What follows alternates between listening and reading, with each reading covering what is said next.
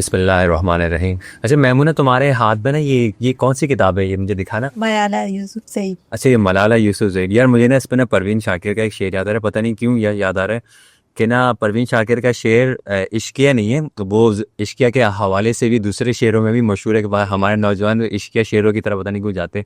कि शेर को यूँ था कि जुल्म सहना भी तो जालिम की हिमायत ठहरा, खामोशी भी तो हुई पुष्ट पनाही की तरफ।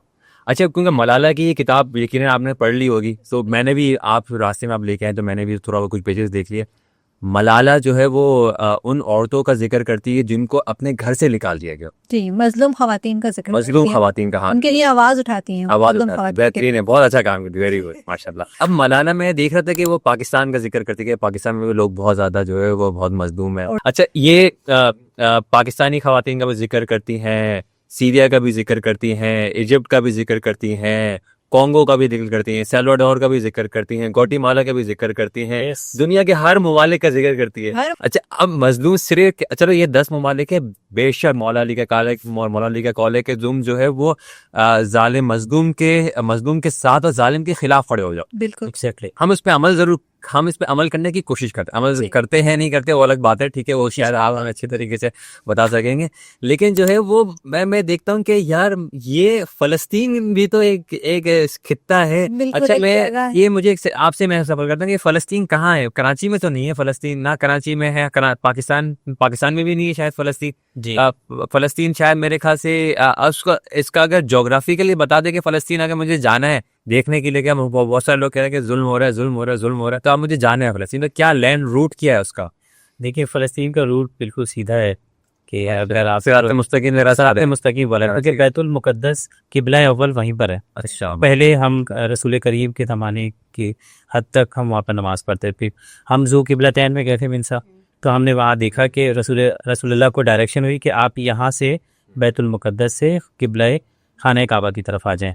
तो इसका रूट बिल्कुल सीधा है और ये अरब दुनिया का एक बहुत ही मुक़द्दस खित्ता है कि कुतुब में लिखा है कि 175 से ज़्यादा जो अंबिया इस मुक़द्दस सरज़मीन पर आए सरजमीन। और बिल्कुल, तो इस तरह फ़लस्तीन का जाना कोई मुश्किल नहीं है, आप जा सकते हैं, मगर पाकिस्तानी पासपोर्ट पर फ़लस्तीन नहीं जा सकते आप। पाकिस्तानी पासपोर्ट पर इसराइल नहीं आ सकता, इसराइल नहीं जा सकते फलस्तीन तो। हाँ, मगर चूंकि अब तो टेरिटरी सारी उनके पास है, कब्जा तो तो उनका ही है। बिल्कुल कब्जा उनका है, सही है, तो वो पासपोर्ट रख कर जा सकते हैं। सही है। जिस तरह मैं, अल्लाह ताला ने मुझे ये सादत दी कि मैं पासपोर्ट रख कर वहाँ गया। अच्छा जी, माशाल्लाह। चूंकि जोग्राफी का तालिब इल्म हो तो वहाँ, तो क्या रूट क्या है इसका? वैसे तो हम गए थे बायर, हमारा जॉर्डन में और सीरिया में वो था, जोग्राफी कर हमारी कॉन्फ्रेंस थी और फिर एक ट्रेनिंग थी। फिर हमने एक टैक्सी वाले से बात की, हमने कहा कि भाई हम पाकिस्तानी पासपोर्ट है, कहा कि पाकिस्तानी पासपोर्ट आप अपना रख कर जाएं होटल में, और के होटल में रखने के बाद उन्होंने कहा आप हमारे साथ जाएं, कोई पूछे तो आप कहिएगा आप इंडियन है। अच्छा, तो किस तरह हमें अल्लाह ताला ने बैतुल मुक़द्दस की ज़ियारत करवा। सही है। यानी कि पाकिस्तान से अगर हम निकले तो पाकिस्तान से हम जाएंगे ईरान, ईरान से हम जाएंगे इराक, इराक से तो जा भी सकते हैं, और जॉर्डन या सीरिया, सही है, दोनों तरफ से ना सही। हमारा बॉर्डर लगता है, मगर हम लोग गए थे जॉर्डन से। अच्छा, आप लोग क्योंकि हमारे जो जॉर्डन जी हाँ, जॉर्डन से गए और डेड सी गए, फिर उसके बाद हम मुक़द्दस बैतुल मुक़द्दस किबला अव्वल। सही है। वैसे मुझे सवाल ये आ रहा है कि डेड सी को डेड सी क्यों कहते हैं, लेकिन हमारा ये मौजू ही नहीं है, लेकिन बैठ जाएंगे, बाद में बैठेंगे, ठीक है। अच्छा, अब मलाला की जो है वो मलाला को हम बात कर रहे थे, मलाला की खवातीन, मजलूम खवातीन का जिक्र किया, लेकिन फलस्तीन की खवातीन का क्या है?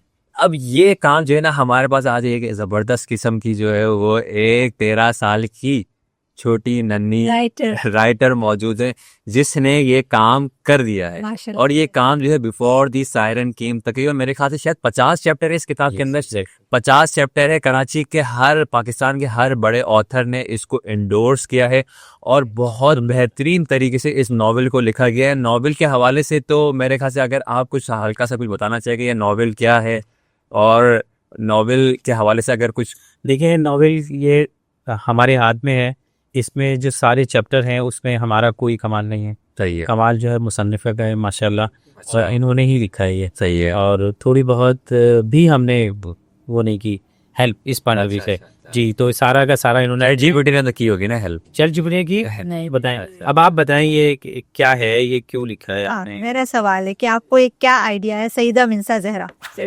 आपका क्या, आपको क्या आइडिया है, आपने किस तरह से जो है ना ये आपके ख्याल में आया कि मैं ये बुक लिखूं? नहीं, मेरे ख्याल से मुझे ऐसा लग रहा था कि जो जो जिस एज से आप बिलोंग करती हैं तो वहाँ पे तो वो हम देखते हैं कि ना वो क्राइम सीरीज, थ्रिलर या या फिर ये कि वो फिक्शनल जो है वो इस तरीके से बहुत ज़्यादा एक नॉवल मशहूर है, मुझे बिल्कुल जहन से निकल के इत्तेफाक से, वो जो मुहिम करता है, जो डिटेक्टर होता है, मुल्क में जाता है, इस तरीके से जो है शॉर्लेक होम्स, हाँ। तो इस तरीके का ये, अब ये तमाम ये जॉनरा आप यकीन आपने पढ़ा होगा इस तरीके से, तो ये इब्ने सफ़ी या जो है वो मुश्ताक अहमद यूसुफी साहब को, सॉरी यूसुफी साहब तो उनका जॉनरा बिल्कुल अलग था, इब्ने सफ़ी वगैरह को आपने पढ़ा होगा, या इश्तियाक अहमद को, इस तरीके से जो वो बच्चों के नॉवेल्स वगैरह लिखते थे, तो बच्चों में जो है तरबियत दिलाने की कोशिश करते थे। इतना मुश्किल मौजू और फ़लस्तीन, ये बिल्कुल इसके इन तमाम सबसे हटके सवाल कैसे आया आपके जहन में ये चीज? वैसे तो बहुत सालों से ही हम लोग डिफरेंट प्रोटेस्ट में जाते थे और हमें सोशल मीडिया के ज़रिए, वैसे तो सोशल मीडिया को बहुत क्रिटिसाइज़ करा जाता है, लेकिन सोशल मीडिया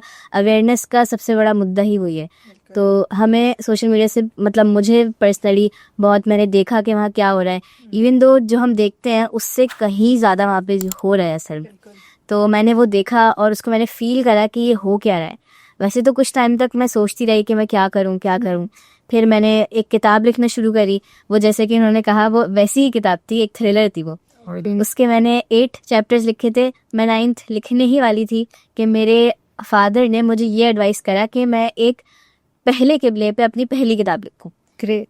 तो जब मैंने ये सुना तो बस मैं किसी और चीज़ के बारे में सोच नहीं पाई फिर, और फिर मैंने इसके बारे में 7 अक्टूबर 2023 का जो तूफानुल अक्सा शुरू हुआ और हम लोगों ने स्क्रीन को देखना शुरू किया, तो जुल्म और इस्तबदाद की वजह से बस अजीब सी सूरत हाल थी।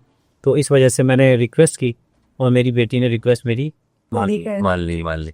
अच्छा, क्योंकि मैंने किताब पढ़ना शुरू करी तो थोड़ी सी जितना मुझे मौका मिला इस किताब पढ़ने का, तो अब मेरा बिल्कुल यहाँ पे, क्योंकि ये हिस्टोरिकल नॉवल भी है, इसमें हिस्ट्री की बात भी हो रही है, तारीख की बात भी हो रही है, और हालात हाज़िरा के ऊपर बात हो रही है, और मौजूदा हालात उस पर ही बात हो रही है। तो अब ये जो सरजमीन है फ़लस्तीन, इस सरजमीन फ़लस्तीन पे, ये तो हम देखते हैं कि एशिया के अंदर है, अरब ममालिक है, अब ये यहूदी सारे यहाँ पे क्यों आए?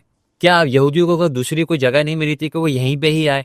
दूसरा ये है कि ये क्या मतलब, यह फ़लस्तीन में क्या प्रॉमिस लैंड क्या चीज़ है, ये उन्होंने इंतखाब फ़लस्तीन का ही क्यों किया? इसके हवाले से आप किताब में भी यकीन आपने जिक्र किया है, तो इसके हवाले से अगर मैं आपसे कुछ, अगर आप कुछ बताना चाहें सर। बेसिकली जब वर्ल्ड वॉर 1 हुई तो ऑटोमन एम्पायर पूरा कोलैप्स हो गया और उसके अंदर ये पैलेस्टाइन भी आया था, और ये बहुत पहले की बात है।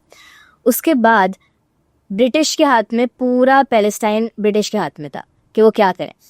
अब बेसिकली बहुत सारे ज्यूइश इमिग्रेंट्स वो पैलेस्टाइन मूव करने लगे। क्यों? क्योंकि उनके साथ जो यूरोप में हुआ, उन्होंने बहुत सारी परसिक्यूशन वहाँ फेस करी। तो फिर ब्रिटिश ने क्या कहा कि ज्यूइश यहाँ पे इमिग्रेट करें। कहाँ करें? पैलेस्टाइन में करें। तो फिर वो आहिस्ता आहिस्ता वहाँ मूव हुए। फिर जब, वैसे तो अरब्स ने पहले ही देखा, अरब्स ने बहुत बोला भी, अरब रिवॉल्ट हुआ है पूरा कुछ ईयर्स का, तो उसमें उन्होंने बहुत बोला, लेकिन ब्रिटिश ने इतनी हार्शली रिस्पॉन्ड करा अरब्स के ऊपर, जैसे कि उनकी लैंड नहीं किसी ने ली, जैसे कि ज्यूइश की लैंड थी और अरब्स ने उसके ऊपर कब्जा करा। और ज्यूइश ने ऐसे कब्जा करा, उसके बाद अरब्स ने बहुत, एज आई सेड, कि उन्होंने बहुत आवाज़ उठाई। लेकिन उसके बाद 1947 में यूएन ने फाइनली बोला कि पैलेस्टाइन को 2 स्टेट में डिवाइड कर दिया जाए, एक अरब स्टेट और एक ज्यूइश, मतलब इज़राइल, जिसको बाद में नाम दिया गया। तो 1948 में फिर इज़राइल एक पूरा फाउंड हो गया। एंड उस टाइम पे उसकी ने, और द फैक्ट इज़ कि अरब को इतनी कम लैंड मिली, even though it was their country, Palestine उन्हीं की कंट्री थी और उन्हीं को कम लैंड मिली, जिसकी वजह से उन्होंने बहुत बोला, बट हमेशा की तरह उनको साइलेंस कर दिया गया। एंड देन फिर आहिस्ता आहिस्ता वॉर्स होना शुरू हुई, नेबरिंग कंट्रीज़ ने अटैक करा इसराइल पे। तो बेसिकली मेन इसका आंसर यही होगा कि जो यूरोप में ज्यूज़ ने परसिक्यूशन ली थी, उसकी वजह से उसको फेस करने के बाद दे डिसाइडेड कि वो पैलेस्टाइन आएंगे ब्रिटिश के कहने पे। सही है। मैं इसके, मुझे तो ऐसा लग रहा है कि ना, ये मैं जुमला कह सकता हूँ आपकी इजाज़त है कि यहूदियों के साथ जो जुल्म हुआ, उन्होंने कहा हम इसका बदला जो है इस तरह से मुसलमानों से लेंगे, जबकि मुसलमानों के से कोई ताल्लुक नहीं। कोई लेना देना नहीं था, हिटलर का सारा लेना देना जो है उन्होंने मुसलमानों से कर दिया। सही है। अच्छा, हिटलर के हम यहाँ पे आए कि तो हिटलर ने एक किताब को बुनियाद बनाया था, जो किताब मेरे पास यहाँ पे मौजूद भी है। इस किताब का नाम है the protocols of the learns of the idol of the Zion, यानी कि तकरीबन 24 प्रोटोकॉल हैं इसमें, यानी कि यहूदी प्रोटोकॉल्स के नाम से ये किताब बहुत ज़्यादा मशहूर है। कि उसमें कहा जाता है कि यहूदी जो है पूरी दुनिया के ऊपर कब्जा करना चाहते हैं, यहूदी जो है सारे बैंक्स के ऊपर कब्जा करना चाहते हैं, यहूदी जो है मीडिया के ऊपर कब्जा करना चाहते हैं। ये जितने भी हमारे सोशल प्लेटफॉर्म साइंस एंड सबके हाथ में टेक्नोलॉजी है। इनके पास है, बिल्कुल यूनिवर्सिटीज सारी जो एजुकेशनल सिस्टम है सब उनके पास है, और ये हमारे दिमाग पर हावी है। सारे बड़े बड़े हुक्मरान उनके हाथ जी। में है, उनकी बोली वो बोलते हैं। कौन सी विकी लीक के बाद कौन सी लीक थी? Epstein file. बस एप्स्टीन फाइल ने तो बिल्कुल ही वाजे कर दिया है कि इन लोगों का इंटरेस्ट क्या है। ह्यूमैनिटी से इनका कोई लेना देना नहीं है, इंसानियत से इनका कोई ताल्लुक नहीं है, मजलूम से कोई ताल्लुक नहीं है। ये जालिम हैं और जुल्म जितना बढ़ा सकते हैं उतना बढ़ाते हैं। बिल्कुल सही है, सही है। अच्छा, मैं थोड़ा सा उनके ऑब्वियसली एक चीज़ बताना चाहूँगा, ये किताब जो है वो वैसे कि एक जाली किताब है, और जाली किताब ये है कि ये जो है वो एक किताब थी मॉन्टेस्क्यू करके, एक मॉन्टेस्क्यू, और जो है वो एक और किताब थी, मुझे जहन से बिल्कुल लिखा गया था, प्रिंस का मिकावेली और Montesquieu, dialogue between Machiavelli and Montesquieu. ये किताब जो है वो तकरीबन इस किताब से शाया होने से 50 साल पहले आ चुकी थी। ये प्रोटोकॉल उस किताब में मौजूद थे, ठीक, लेकिन क्योंकि नाजीज़म को अपना स्टांस पहनाना था, तो उनको कोई ना कोई लोग हथियार चाहिए थे, तो उन्होंने जो है ना, उन्होंने कहा कि भाई यहूदी सबसे एक ईजी आसान टारगेट है उनको मारने के लिए, ताकि जो अपनी हुकूमत बना सके। तो उन्होंने जो है ना इस किताब को छपवा के यहूदियों का नाम लगाकर शाया किया गया। लेकिन बज़ाहिर तौर के ऊपर ये किताब हमें पता है कि एक जाली किताब है, लेकिन बज़ाहिर तौर पर लगता है कि नहीं, ये जाली नहीं है, हकीकत पर मबनी, जिस तरीके से आप लोगों ने कहा कि ये हो रहा है। अच्छा, अब जैसे कि मैं ये किताब पढ़ रहा था, इस किताब के अंदर अब फ़लस्तीनियों की कैफियत दिखाई जा रही है। फ़लस्तीनियों को उनके घरों से निकाला जा रहा है, उनके माल मवेशी उनके लिए जा रहे हैं, उनके जो लैंड था यानी कि जिसमें जो है ऑलिव की खेती किया जा रही थी, वो उसको तबाह बर्बाद कर दिया उन्होंने। दूसरा ये है कि यौम नकबा के हवाले से आपने इस किताब के अंदर लिखा है। फिर आपने एक है कि एक जगह के ऊपर हमला हो जाता है, अब माँ बच्चे से ये कहती है कि अब तुम सारे बच्चे जो है अपनी विल लिखना शुरू कर दो, अपनी वसीयत लिखना शुरू कर दो। अब ये चीज़ जो है, ये जो दर्द, ये जो आपने जो अपनी किताब के अंदर जो दर्द बयान करने की कोशिश की, इसके हवाले से ये किस मतलब आपने प्रेजेंट कैसे की? इतना मुश्किल मौजू है, और इस हवाले से जो है वो और कैसे सबसे आप बड़ा अपने अल्फाज आपको कैसे मिले? माशाल्लाह, जो मतलब छोटी सी उम्र है आपकी, लेकिन बहुत बड़े बड़े अल्फाज उन्होंने लिखे हैं, तो कहाँ से आए? बेसिकली मुझे रीडिंग की मेरी हॉबी थी, बचपन से ही मैं बहुत ज़्यादा रीड करती थी। पहले तो बच्चों के जैसे नॉवेल्स होते हैं, Charlie and the chocolate factory और इस काइंड ऑफ नॉवेल्स। फिर बड़े होके मैं मर्डर मिस्ट्रीज़ पढ़ने लगी, और जब मैंने मर्डर मिस्ट्रीज़ पढ़ी, जैसे बहुत सारी good girls guide to murder और बहुत सारी डिफरेंट बुक्स, उसके साथ साथ मैंने खालिद हुसैनी की जो 2 बुक्स पढ़ी, जिन्होंने मेरा लाइफ के ऊपर पर्सपेक्टिव ही पूरा चेंज कर दिया, अ थाउजेंड स्प्लेंडेड सन्स और द काइट रनर। ये 2 बुक्स ऐसी थी कि इनको पढ़ के मैं एकदम नंब हो गई कि ये बिल्कुल ही मतलब मेरे इमोशंस पूरे वाजे हो गए उस बुक को पढ़ के, and I felt open while reading that book. तो आहिस्ता आहिस्ता फिर मेरी वोकैबुलरी उन बुक्स से ज़्यादा अच्छी होने लगी, मतलब उन बुक्स को पढ़ के मैंने अपनी वोकैबुलरी को और बेहतर करा। फिर जब मैंने उसके दर्द को समझा, दो कि ये मेरी बुक बिल्कुल ही एक छोटा सा अटैम्प्ट है कि मैं इस कॉज में अपनी आवाज़ को बुलंद करूं, लेकिन मैंने अपना पूरा ट्राई करा कि मैं अपने इमोशंस को पूरी तौर पे उसमें लिख पाऊँ, इवन दो वो पॉसिबल नहीं हो सकता, लेकिन मैंने पूरी कोशिश करी। जैसे अभी उन्होंने बोला विल वाला जो एक सीन था उसके अंदर, तो उसके अंदर मैंने ऐसे वर्ड यूज़ करे जो कि इंसान पढ़ के गूज़बम्स जैसे आ जाता है, बिल्कुल ऐसे वर्ड यूज़ करे ताकि आप फील कर सकें जो वहाँ हो रहा है। तो मैंने अपने पूरे ट्राई करा कि वो जितना ज़्यादा फील कर सके उतना फील करें उस बात। वेरी गुड, माशाल्लाह, आपने अटेम्प्ट स्टार्ट तो बहुत अच्छा किया, माशाल्लाह, ग्रेट। सही है, सही है। अच्छा, अब मैं ये चाह रहा हूँ कि ना, क्योंकि हमारे पास टाइम बहुत कम है और हमें जो है वाइंड अप भी करना है, तो इसके अंदर एक 12 चैप्टर है, the world chooses the silence, ठीक है। अब मैं ये चाहता हूँ कि ना इसको आप अगर अपनी पूरी दुनिया खामोश क्यों है, अगर फ़र्ज़ करें कि ना मैं एक किताब में पढ़ रहा था कि भाई सिर्फ 100 माइल्स के बराबर, फ़लस्तीन के बिल्कुल बराबर, वहाँ पे लोग खा भी रहे हैं, पी भी रहे हैं, नाच भी रहे हैं, अपने रोज़ा भी इफ्तार कर रहे हैं, और फ़लस्तीन के बाद अब तक जो है वो ना उनके पास खाने को है, ना उनके पास छत है। तो अब ये जो शिकवा था पूरी दुनिया के ऊपर, आपका इस किताब के अंदर जो आपने पूरी दुनिया को बयान करने की कोशिश की, मैं चाहता हूँ कि आप अगर उसको अपनी ज़बान में अगर दोबारा से अगर बयान करना चाहें, जो आपने अभी थोड़ी देर पहले बयान भी किया था इंग्लिश के अंदर। मैं ये बोलना चाहूँगी कि ये बात किसी रिलीजन की नहीं है, ये बात किसी सेक्ट की नहीं है, ये बात किसी बॉर्डर्स की नहीं है, ये बात ह्यूमैनिटी की है। अगर आपके अंदर ज़रा सी भी इंसानियत होगी तो आप इस बात को समझेंगे कि वहाँ हो क्या रहा है। हम लोग यहाँ पे स्क्रीन पे देखते हैं कि वहाँ क्या हो रहा है और हम उसको फील करने की, कुछ लोग फील करने की कोशिश करते हैं। अब आजकल बहुत सारे लोग दे आर वेरी सेल्फिश, वो बहुत सेल्फिश होते हैं और वो अपने अलावा किसी की केयर नहीं करते। अगर आप वहाँ देखेंगे ना तो सेल्फिश से सेल्फिश इंसान भी उन लोगों की केयर करेगा जो वहाँ पे हैं। आप अपने ऊपर रख के सोचें, अगर आप लोग वहाँ पे मतलब बहुत सारे टाइम के लिए वो भूखे रहते हैं, उनके पास कुछ खाने को नहीं होता और जब वो खाने को मिलता भी है तो उनको कैसे मिलता है, आपने देखे होंगे वीडियोस के, आपसे कैसी लाइंस लगाई जाती हैं। अगर वो देख के आपकी आंखों में आंसू ना आए तो फिर इंसानियत तो बहुत ही दूर की बात है। तो बेसिकली ये है कि अगर आप उसको देखेंगे आपके अंदर इंसानियत आएगी और इंसानियत ही इस पूरी चीज़ का मकसद ये है कि आप अपने अंदर इंसानियत पैदा करें। तो बस मैंने उसको देखा, मैंने उसको बहुत ज़्यादा फील करा और दुनिया के लोग बस ये चाहते हैं कि वो अपने लग्जरीज़ में रहें, हालांकि ये the world is here to test you और ये इसलिए नहीं है कि आप इसके अंदर इंजॉय करें और आप करें enjoy, I do not oppose that, but आप फील तो करें वहाँ हो क्या रहा है, आप कुछ ना कुछ कंट्रीब्यूट करें उसके अंदर। बिल्कुल। और पूरी दुनिया इस पूरे मैटर के लिए बिल्कुल चुप है, वो कुछ भी नहीं कहते। क्यों? क्योंकि वो परवाह ही नहीं करते इसमें। They only care about themselves कि उनकी फैमिली को क्या मिलता है। अगर उनके बच्चों को वो कॉन्क्रीट में उनको दफन कर दिया जाए तो उनको कैसा लगेगा?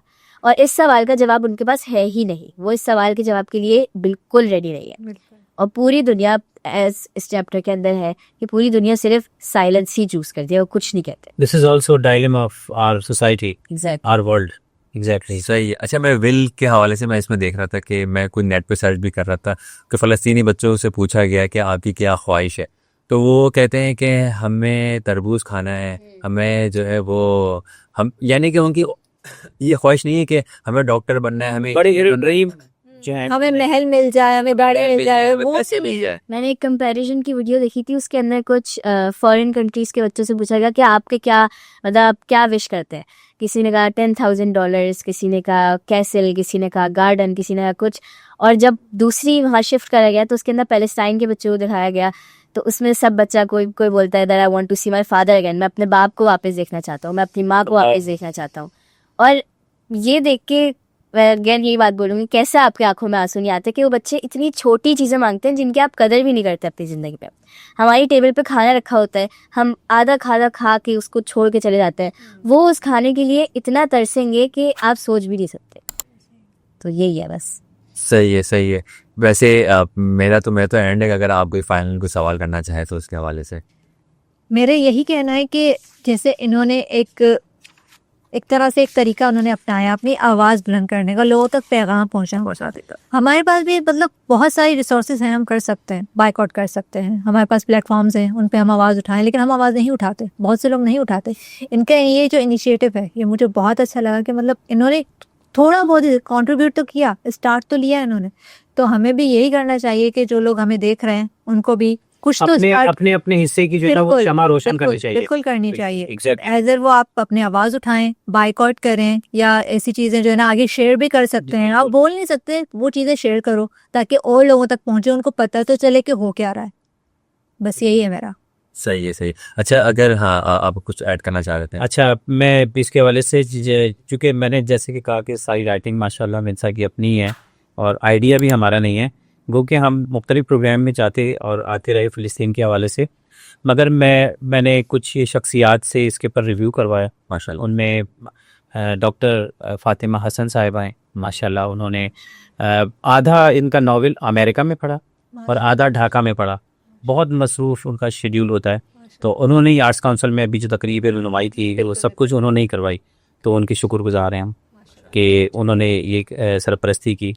तो इसी तरह महमूद शाम साहब एक बहुत बड़ा नाम है, उन्होंने ये पढ़ा, उस पढ़ने के बाद उन्होंने अपने तासुरात दिए, तो उनके भी वहाँ बिल्कुल आजकल मानामा अतराफ़ के चीफ़ एडिटर हैं वो माशाल्लाह, सीनियर सहाफ़ी हैं, अदीब भी हैं, शायरी भी करते हैं। इसी तरह साबिक वज़ीर तालीम हैं, वफाकी वज़ीर तालीम मुनीर गिलानी साहब, उन्होंने पहले ये पढ़ा, उन्होंने कहा मैंने अपनी पोती को पढ़ाया, मैं ख़ुद भी रोया, मेरी पोती भी रोई इसको पढ़ के माशाल्लाह, इनके शुक्रगुजार हैं।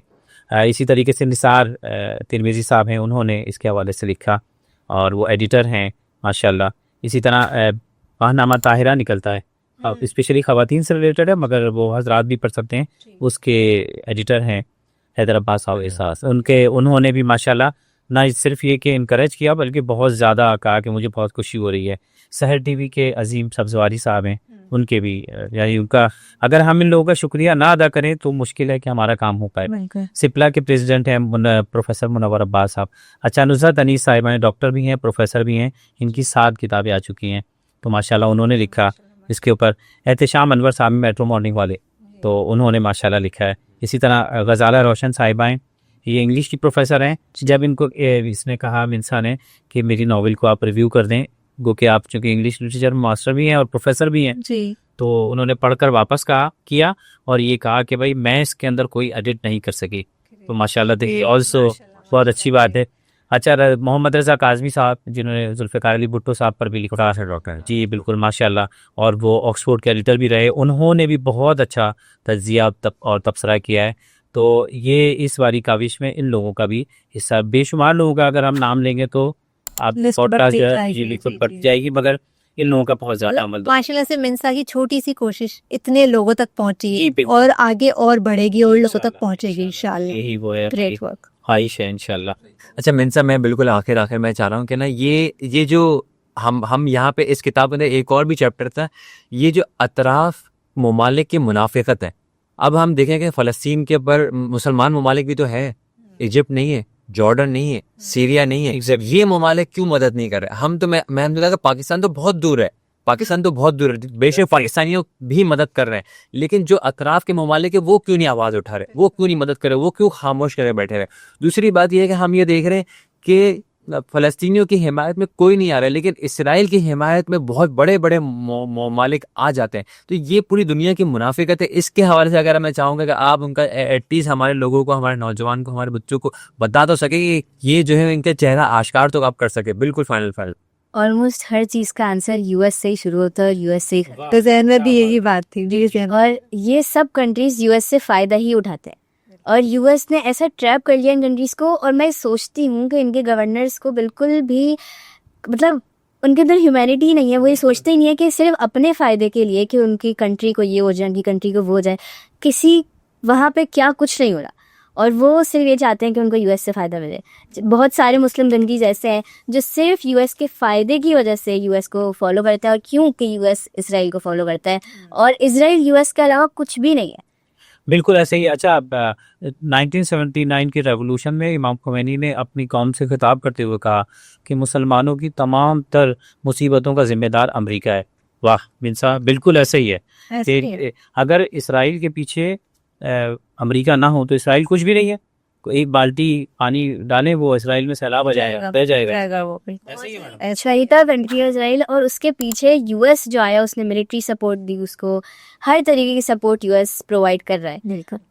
और हालांकि यूएस के जो पीपल है वो कितने आगे है प्रोटेस्ट में, और बहुत बड़ी बात है कि वो इन गवर्नर्स के बावजूद वो पैलेस्टाइन के बारे में केयर करते हैं, वो उनके बारे में सोचते हैं, वो बायकॉट करते हैं, वो उसके बारे में अवेयरनेस फैलाते हैं, एजुकेशनल कैंप्स खड़े करते हैं। और उसके बावजूद मुस्लिम कंट्रीज जिनके गवर्नर मुस्लिम्स हैं वो पैलेस्टाइन के लोगों के बारे में नहीं सोचते और वो सिर्फ अपना फायदा देखते बात हैं ही नहीं कि- करना सर। बिल्कुल। ये जो आपने जॉर्डन, सीरिया और इनके करीब इससे की तो बात है। की ना, तो इसके लिए एक शेर बहुत अच्छा आपने परवीन शाकिर के शेर से किया। जी जी जी। ये शेर मुझे लगा कि हर शराफत सिमट गई वरना जुर्म के हौसले नहीं होते। ये शरीफ होके सिमट गए, अमेरिका के दबदबे में आके सिमट गए और जुर्म के हौसले हो गए। और आज सूरत हाल यहाँ तक है कि फ़िलिस्तीन के अंदर 2 लाख से ज़्यादा लोग शहीद हो गए और हम अपनी ज़िंदगियों में मगन हैं, हमारी ज़िंदगियों में कोई फ़र्क नहीं आता। अजीब बात है। सही है। अच्छा, ये इस किताब के ऊपर अगर हम बात करना चाहें तो हम घंटों इस मौजू के ऊपर, इस किताब के ऊपर मिंसा के साथ जो है वो बात कर सकते हैं, लेकिन क्योंकि हमारा वक्त बहुत महदूद है और क्योंकि मैं आपको रिकमेंड करूँगा कि ये किताब आप ज़रूर पढ़ें और इस वीडियो को भी ज़रूर शेयर करें। और ये किताब हासिल करने के लिए राहिल पब्लिकेशन से आपको ये किताब मिल जाएगी। नेट पर, फेसबुक पर अगर आप सर्च करें तो आपको ये किताब वहाँ पर ज़रूर मिल जाएगी। और ये किताब जो है अब हाल ही में इंशाल्लाह अमेज़ॉन पर भी आने वाली है और फ्री ऑफ कॉस्ट आने वाली है। तो जो है वो कोई भी इसकी कोई आपको कोई चार्ज वगैरह नहीं करेगा। एस्क्राइब पे भी हम सोचेंगे वहाँ पे भी डालेंगे, आर्काइव भी हम अपलोड करेंगे, जो भी मीडियम प्लेटफॉर्म है फ़लस्तीन के हवाले से। तो गूगल पे आप बस सर्च करेंगे, इंशाल्लाह कुछ दिनों में ये किताब आपको वहाँ भी आपको मिलना शुरू हो जाएगी। आप उसको पढ़ें, आप उसको तफसीरा करें और इसको आगे तक, इस पैगाम को आगे तक पहुँच जाए। और दूसरा ये है कि अगर ये जो हमने जो वीडियो बनाई है, इस वीडियो को ज़रूर अपने दोस्तों अजीज़ों में शेयर ज़रूर कीजिएगा और हमारा चैनल द क्रिसेंट पर्सपेक्टिव्स को ज़रूर सब्सक्राइब कर लीजिएगा। मैं हूँ आपका होस्ट मोहम्मद काज़िम और मेरे साथ मैमूना मक्की और हमारी एक बहुत सही थी मेमसार जो है वो, इनके साथ और इनके वालिद मोहतरम जो हमारी रहनुमाई के लिए जो है यहाँ पे मौजूद थे। बहुत शुक्रिया। अल्लाह हाफ़िज़।